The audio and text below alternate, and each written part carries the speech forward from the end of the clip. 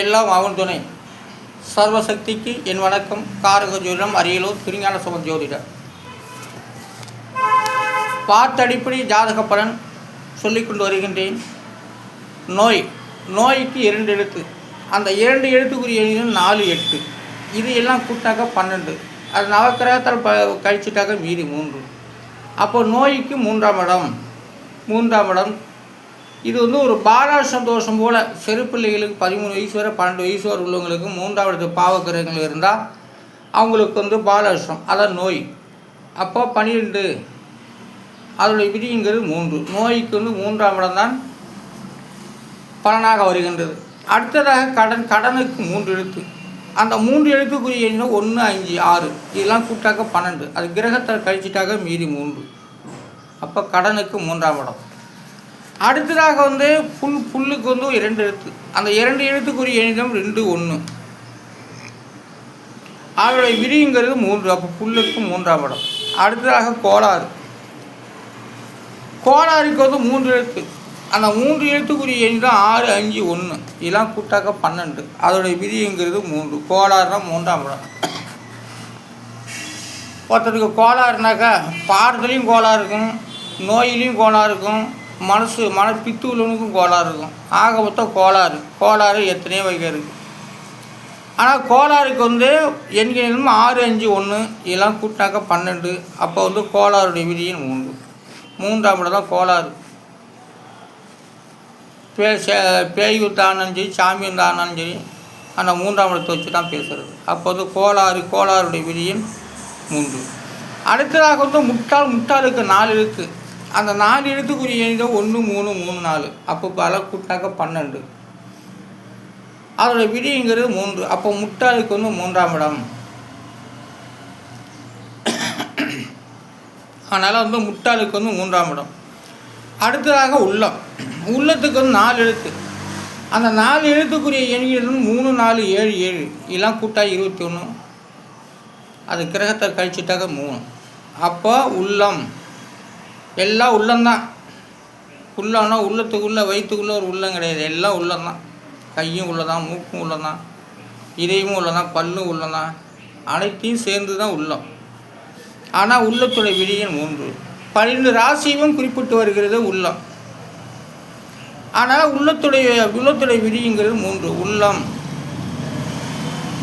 ஆனால் 3, 4, 7, 7 இதெல்லாம் கூட்டா 21. அதோடைய விதி என்பது 3 உள்ளம். அப்போ உள்ளத்துடைய விதியின் 3.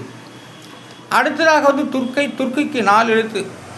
அந்த 4 எழுத்துக்குரிய எண்ணிதம் 9, 9, 7, 5 இதெல்லாம் கூட்டாக்க 30. அதை கிரகத்தால் கழிச்சிட்டாக்க மீதி 3. ஆனால் துர்க்கையோட விதியின் 3. அடுத்ததாக முல்லைக்கு 3 எழுத்து. அந்த 3 எழுத்துக்குரிய எண்ணிதம் 3, 1, 8 இதெல்லாம் கூட்டாக்க 12. அதோடைய விதிங்கிறது 3. அப்போ முல்லையெல்லாம் 3ஆம் இடத்து பலனாக வருகின்றது. அடுத்ததாக மரக்காலுக்கு 5 எழுத்து. அந்த 5 எழுத்துக்குரிய எண்ணிடம் 1, 3, 1, 8, 1 இதெல்லாம் கூட்டா 21. அதோடைய விதிங்கிறது 3. அப்போ உள்ளத்துடைய விதியின் 3. உள்ளம் என்றால் இது மரக்காலுக்கு விதியின் 3. மரக்கான முக்குருணி என்று சொல்லுவார்கள். மழை காலத்தில் பஞ்சாதான் போடுவாங்க. அந்த மரக்கான்னு வச்சுக்கலாம். அந்த காலத்தில் அளந்து போட்டாங்க 4 குடி 5 ஒரு மரக்கா வச்சு அதுவும் வச்சுக்கலாம். ஆனால் இன்றைக்கி மரக்காலுக்கு வேலையே இல்லை. ஆனால் மரக்கா போட்டு யாரும் அளக்கிறதும் இல்லை, எல்லாம் தராசு தான். அப்படி இருக்கின்ற நேரத்திலே மரக்காலுக்கு விதியின் 3.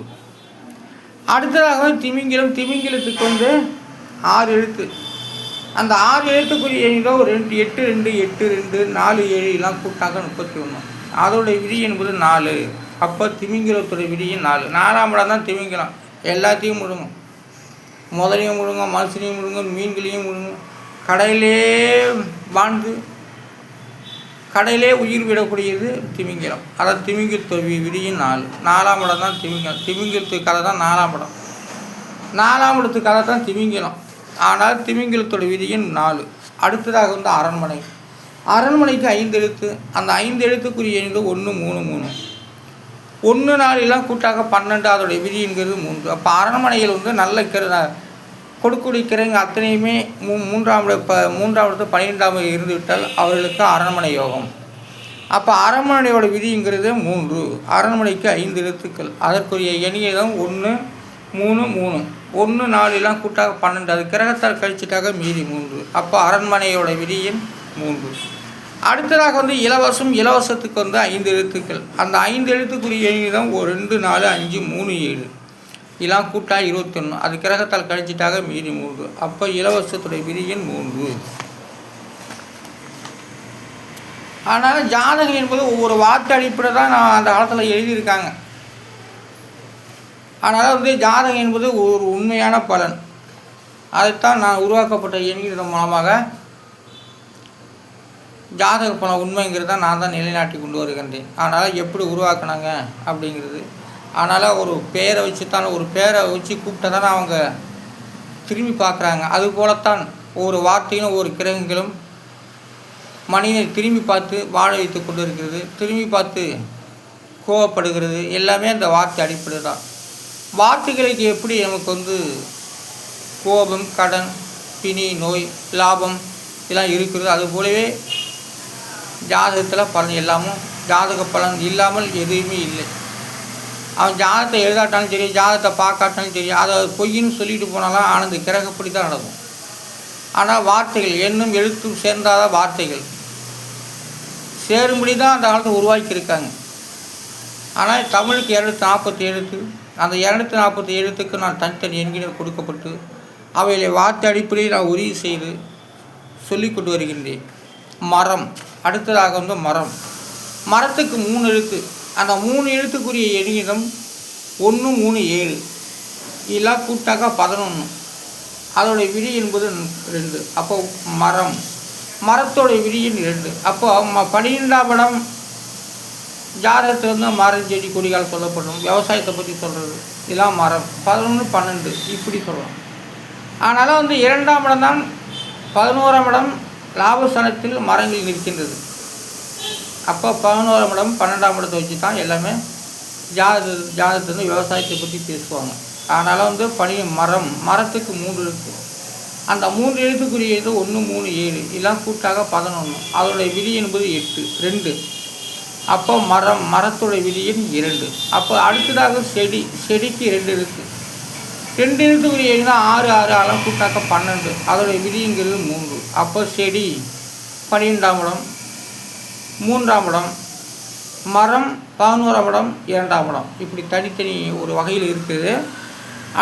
அடுத்ததாக இலை. இலைக்கு 2 எழுத்துக்கள். அந்த 2 எழுத்துக்குரிய எண்ணிடம் 2 8 இதெல்லாம் கூட்டாக 10. அதை கிரகத்தில் கழிச்சிட்டா மீதி 1. அப்போ இலையோட விதியின் 1. அடுத்ததாக பூண்டு. பூண்டுக்கு 3 எழுத்து. அந்த 3 எழுத்துக்குரிய எண்ணு 9 6 7 இதெல்லாம் கூட்டா 22. அதோடைய விதி என்பது 4. 4ஆம் நம்பர் பூண்டு. பூண்டு ஒருத்தர் ஒரு முறை பூண்டை போட்டு மறுமுறை அந்த கொலையில் பூண்டு விதைக்கலைனாக்கா நடலைனாக்கா அந்த பூண்டு வாசா போட்டுரும். அதான் பூண்டோட விதியும் 4. பூண்டு கொள்ளையை மட்டும் எப்போதுமே பூண்டு தான் போடணும். பூண்டு போட தவறுனா அந்த பூண்டு வாசா போட்டுரும். அடுத்த வருஷம் நீ விளையவே கூடாது. அதனால் பூண்டோட விதியும் 4. அப்போ 4ஆம் நம்பருக்கு எப்படிப்பட்ட ஒரு வார்த்தைகள்லாம் இருக்குது பார்த்தீங்களா? அதுக்கு வாசா போடுறதுக்கும் பவர் உண்டு. 4ஆம் இடத்துக்கு அது ஒரு பொருளை வைத்து தான் வாசா போடும் 4ஆம் நம்பர். அப்போ பூண்டு 3 எழுத்து. அந்த 3 எழுத்துக்குரிய 9 6 7 இதெல்லாம் கூட்டா 22. அது கிரகத்தில் கழிச்சிட்டாக மீதி 4. அப்போது 4ஆம் நம்பர் பூண்டை வச்சு உங்களை கொள்ளைக்காரனுக்கு வாசா போடும். ஏன்னாக்கா இந்த வருஷம் போட்டு அடுத்த வருஷம் போட தவறினால் போன வருஷம் போட்டு இந்த வருஷம் வேறு பயிர் மாற்று பயிர் போட்டாக்க வச்சுக்க பூண்டு வாசா போட்டோம். ஆனால் பூண்டு போட்டவன் பூண்டே தான் விளைக்கணும். மாற்றி போட்டாக்க அது விளையாது. விளையும் வாசா போட்டணும். அது அந்த பயிரே முளைக்காது. அடுத்ததாக ஆன்மீகம். ஆன்மீகத்து 5 எழுத்து. அந்த 5 எழுத்துக்குரிய எண்ணிலும் 8 6 9 1 7 இதெல்லாம் கூட்டாக்க 31. அதோடைய விதி என்பது 4. அப்போ ஆன்மீகம் என்று சொல்கிறேன். அதனால் ஆன்மீகத்துடைய விதியை 4. ஆன்மீகங்கிறது சாதாரண விஷயம் இல்லை. அந்த 4ஆம் இடத்துல எப்படி 4ஆம் நம்பரை எப்படி மனிதன் ஆட்டி படிக்கிறதோ அதுபோல் ஆன்மீகமும் அந்த 4ஆம் நம்பரை வச்சு ஆட்டி படிக்கும். வார்த்தையும் அது எண்ணும் மனிதர்களே ஆட்டி வைக்கும். ஆன்மீகம் யாரையும் முழுமையாக கண்டதில்லை. ஆன்மீகத்தை வந்து வளர்த்துக்கிட்டு தான் வர முறையாக வந்து முடிக்க கிடையாது ஆன்மீகத்தில். அப்படிலாம் இருந்தாக்கா உலகம் அழிஞ்சு போகும். ஒன்று முடிஞ்சு போனால் உலகம் அழிஞ்சு போகும். ஆன்மீகத்தை வந்து யாராலையும் முழுமையாக காண முடியாது. அதுபோல் காதலும் அப்படி, அதுபோல் வாழ்க்கையும் அப்படி, எல்லாமே முழுமையாக நம்ம வந்து கண்டுபிடிக்க முடியாது. அதனால் வந்து ஆன்மீகத்துடைய விதியின் 4. அப்போ ஆன்மீகத்துக்கு வந்து 5 எழுத்து. அந்த 5 எழுத்துக்குரிய எண்கள் 8, 6, 9, 1, 7 இதெல்லாம் கூட்டினாக்க 31. அதோடைய விதி என்பது 4 ஆன்மீகம். ஆனால் ஜாதகம் என்பது ஒவ்வொரு வார்த்தை அடிப்படை வைத்து தான் சொல்லப்பட்டு வருகிறது. எவ்வளோ கெட்டிக்கார சோசிக்காரங்களாம் இருக்காங்க. நான் ஒரு சாதாரண சோசியர். இதை எடுத்து வச்சுக்கிட்டு, இதை எண்கியத்தை எடுத்து வச்சுக்கிட்டு படாத பாடு பட்டுக்கிட்டு வரேன்.